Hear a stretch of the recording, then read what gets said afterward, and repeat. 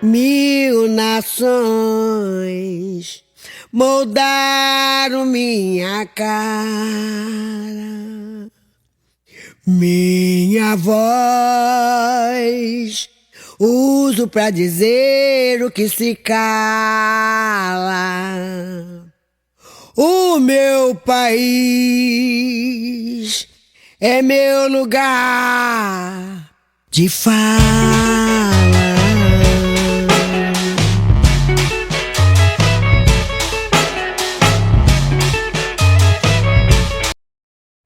Olá, seja bem-vindo ao podcast Construindo Saberes.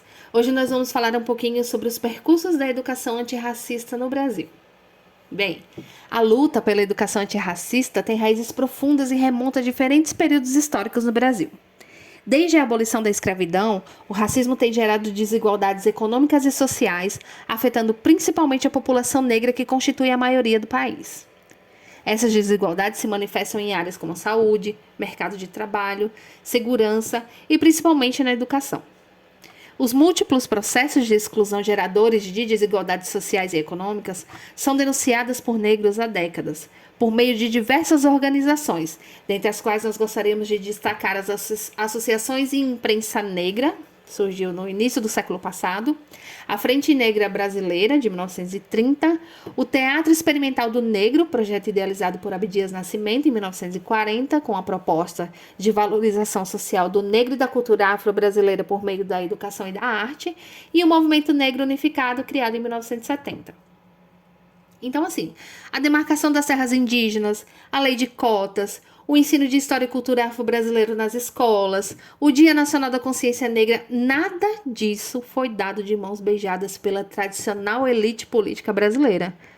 São todas vitórias importantes que foram obtidas através de manifestações, de pressão direta, apoio popular e de muita luta das organizações que sempre tiveram o combate ao racismo como prioridade e razão de sua existência. E nesse momento também cabe a gente citar alguns nomes que foram e que são muito importantes em todas essas lutas. Não dá para citar todo mundo, mas Lélia Gonzalez, por exemplo, que representou e denunciou particularidades vivenciadas pela mulher negra no racismo estrutural, bem como a ideia de americanidade, né, que é a reivindicação de uma identidade afro-latino-americana. O próprio Abdias Nascimento, que eu já citei. Abdias foi ator, poeta, artista plástico, professor universitário, político e ativista, e participou intensamente de todas as fases do movimento negro. Milton Barbosa, que sempre focou nos diálogos e mobilizações que o movimento negro podia compor com as pautas estudantis. Mais recentemente, Djamila Ribeiro, que deu uma sacudida na gente com sua obra O Pequeno Manual Antirracista, né? Onde ela nos provocou a reconhecer o racismo enquanto estrutural, perceber como ele se manifesta em diferentes dimensões do cotidiano, passando pelo foro individual, cultural, econômico e político. Então, assim, nós, enquanto futuros educadores, temos a missão, não vou falar missão, mas a responsabilidade de promover uma educação antirracista. Então, é mais que urgente que esse tema esteja de fato incluso no cotidiano de aprendizagem, seja no espaço escolar ou no espaço não escolar também.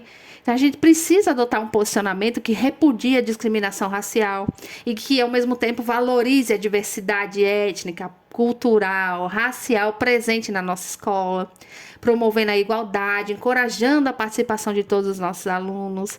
Sabemos que, assim, acabar com esse pensamento de que negros e povos indígenas são povos inferiores é um desafio muito grande, né? Porque é um trabalho que não se resume apenas à sala de aula, mas também no convívio familiar e na sociedade como um todo. Mas a gente tem sim essa responsabilidade de promover uma educação antirracista, pois, parafraseando Angela Davis, né, não basta não ser racista, é preciso ser antirracista. Então, por hoje é só. Muito obrigada pela audiência e nos vemos no próximo. Ser feliz no vão, no triste, é força que me embala. O meu país é meu